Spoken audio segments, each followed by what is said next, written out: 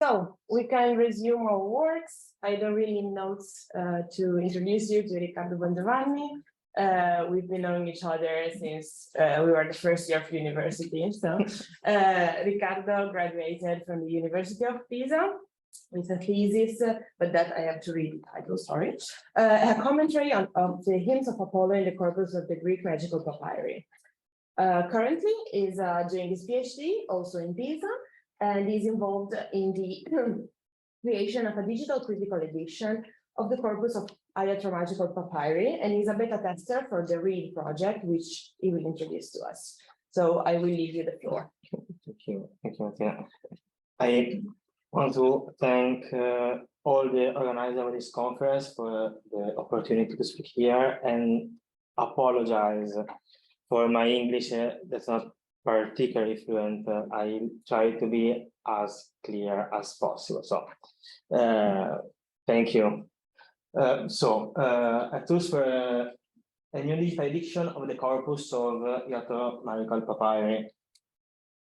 I need to spend some word about Iatromagical Papyri. Iatromagical Papyri are paraliterary documents describing how to make a magical remedy for illness, injury, or other debilitating conditions, or amulets, so objects created to actually convey the magical cure or protection. Spells of the magical nature are mainly found in miscellaneous formularies. This is because in magical texts, the magicians were not specialized. Magicians had to deal with many kind of spells, many kind of barriers. So a magician had to know curses, magical spells, divination spells. So it's not common to have just papyri that contain just magical spells. There are some. So my work on the magical corpus is a bit of a collage works. I had to take my spells from many papyri, many documents. This is an example. This is from Pilondiniensis 121. That's a very big papyrus that contains many spells, divination spells, a bit complicated, and some magical spells. This, for example, is a magical spell to cure scorpion's sting. Scorpion stings, snake bites were very common in Egypt, obviously, so you can find many spells to cure this kind of disease. Other very common diseases were, for example, disease about pregnancies, or ophthalmic spells, fevers. Below were, for example, ophthalmic spells.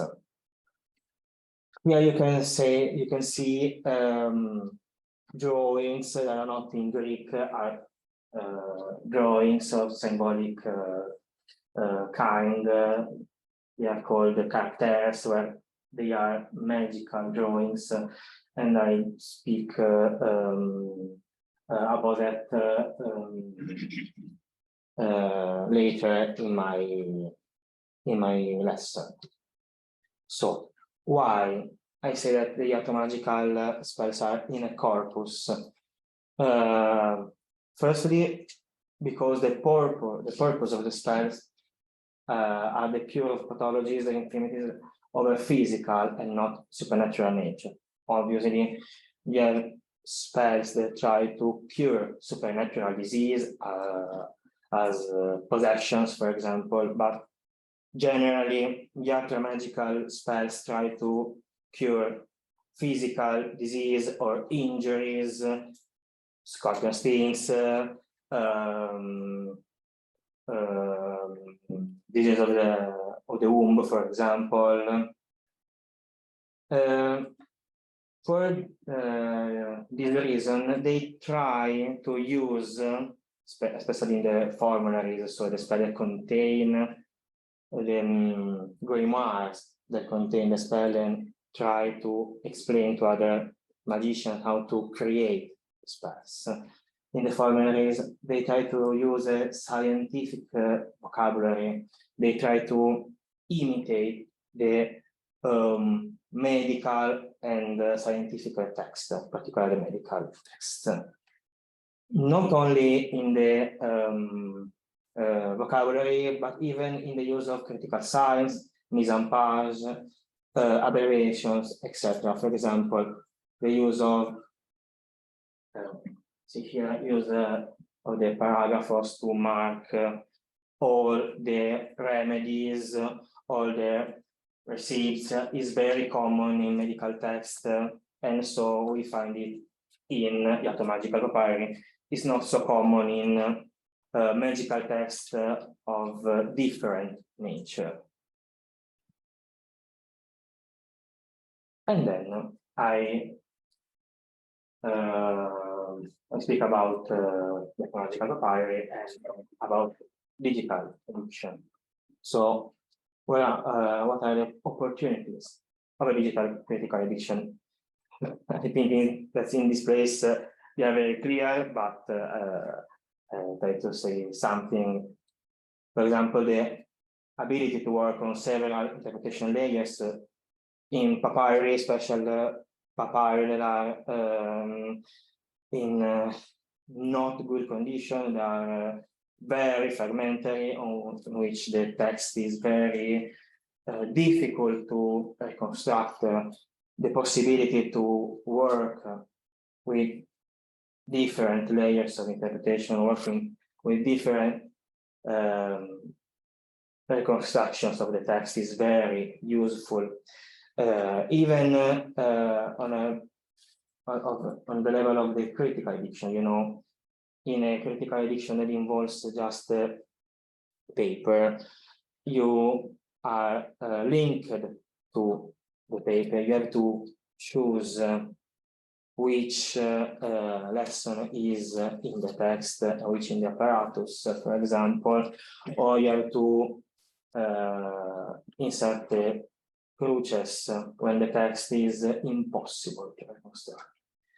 But with the possibility of working different interpretation layers, you can try different paths and even propose all these different paths of interpretation to other scholars or other people.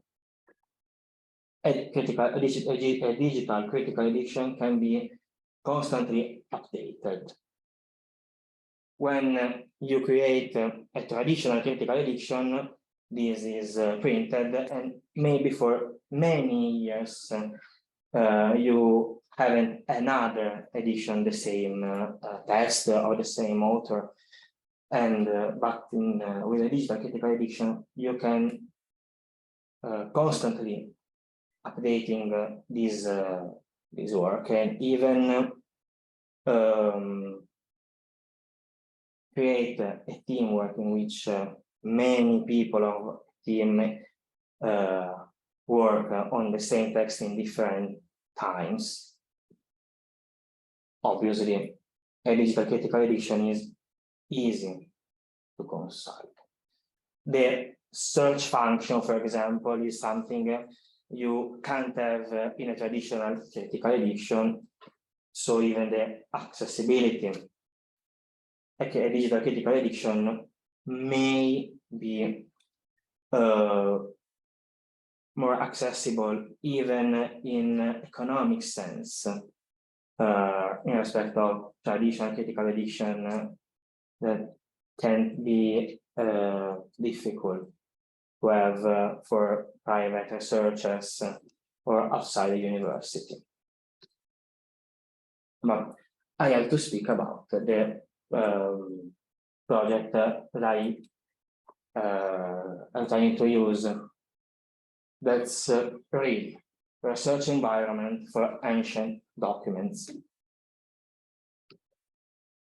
Read is an open source software for the scientific study of ancient texts on their physical supports. It makes possible to link the image of a written medium with its transcription, manage several transcriptions of the same object in parallel, link original languages text with translation and produce glossaries, and palaeographical research. This software is being developed by Stefan Baums, Andrew Glass, and Stephen White. So I am not one of the developers. I'm just a tester of this software and of its possibilities. Here you can see one of the interfaces.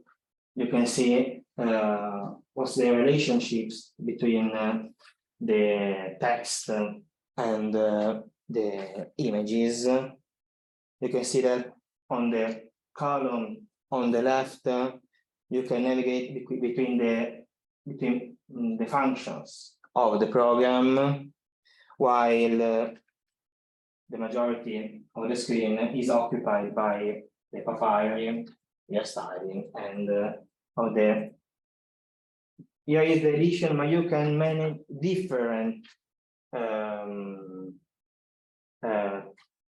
kind of text edition, transcription, different kind of edition in the same level.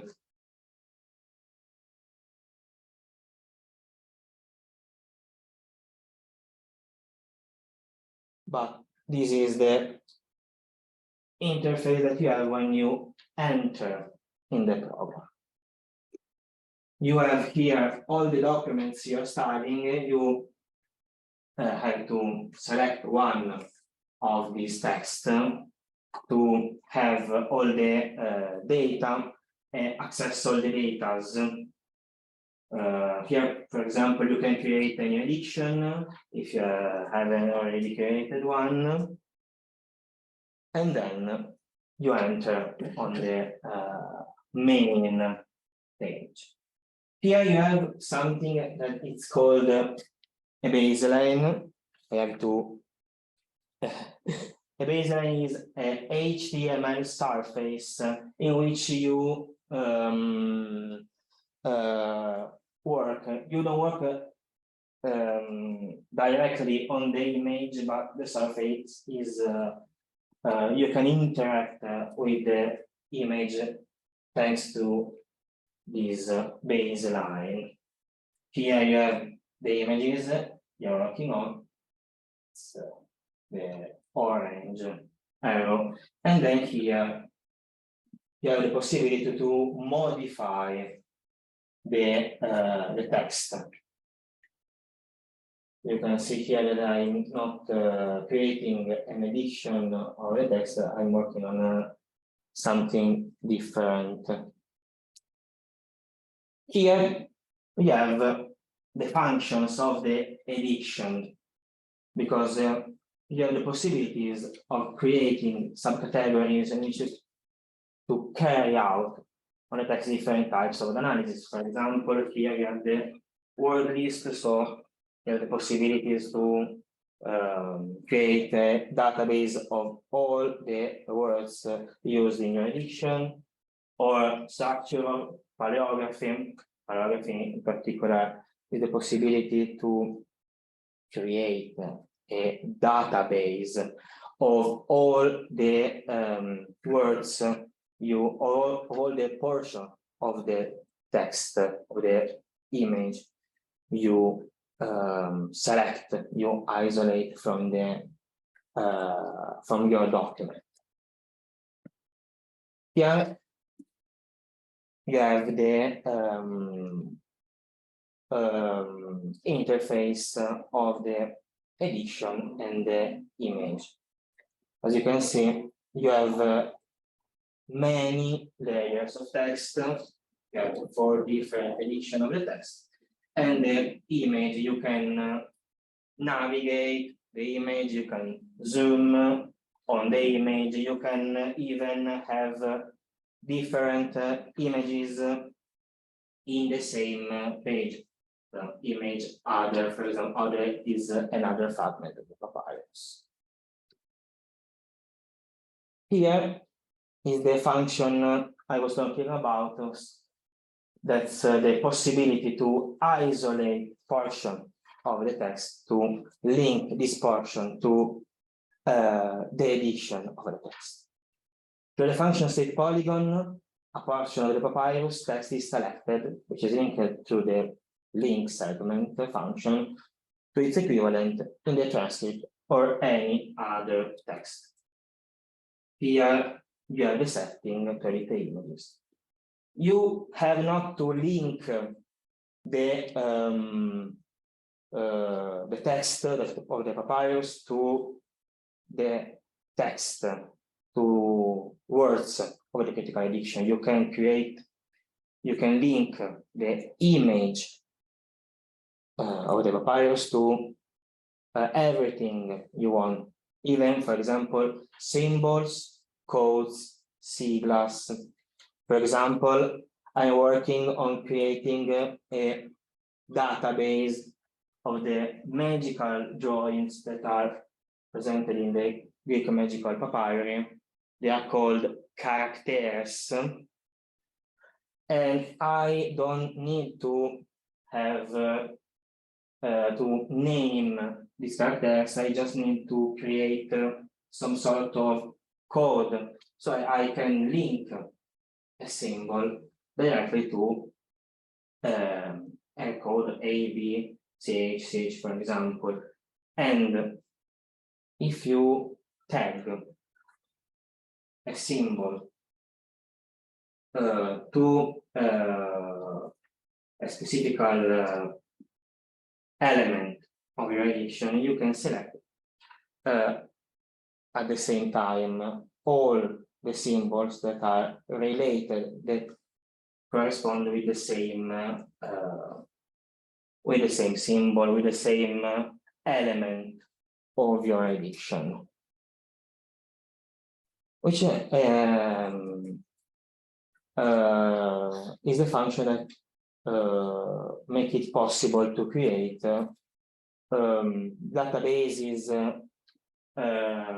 lists of drawings. For example, this is a small example, a small portion of the drawing of the characters, but you can make it even with normal word selectors of the papyrus. For example, all the alpha on a text or confront the letters of two different papyri, which you try to understand if they are the same of the same end, for example.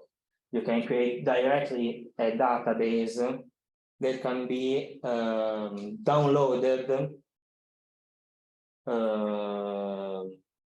For example, this is here with download. You can download and create the documents as zip file with all the portion of all the polygon, all the portion of the text you want to isolate and you want to catalog.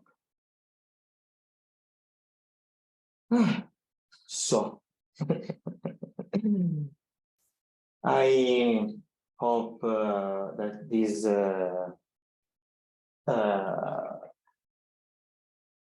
all these things you see can be interesting for you, as it is for me. Here you can see bibliography that has been very useful for me and is still useful in my PhD work. And I just say thank you all.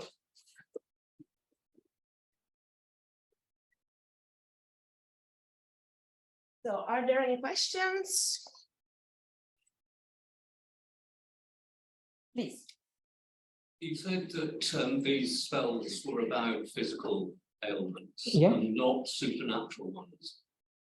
Is there any indication of what the creators of them or the users of them believed was the cause of those ailments? Obviously, in the case of the scorpion sting, it was a scorpion.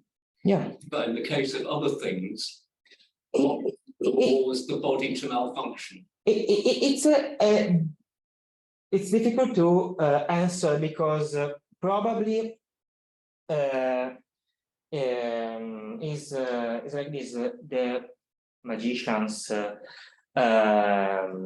understood that there was no supernatural causes for these injuries or harms or but even if they try to cure diseases of physical nature, they often invoke the gods, particular, for example, Osiris or Abrasax, demons and gods. But when a god is responsible not of the cure but of the illness, it's a different kind of spell. You enter in the field of theurgy or the Asgetia, and it's a different field of spells. They are much more similar to the other spells of the Corpus of Iatromagical Papyri. They are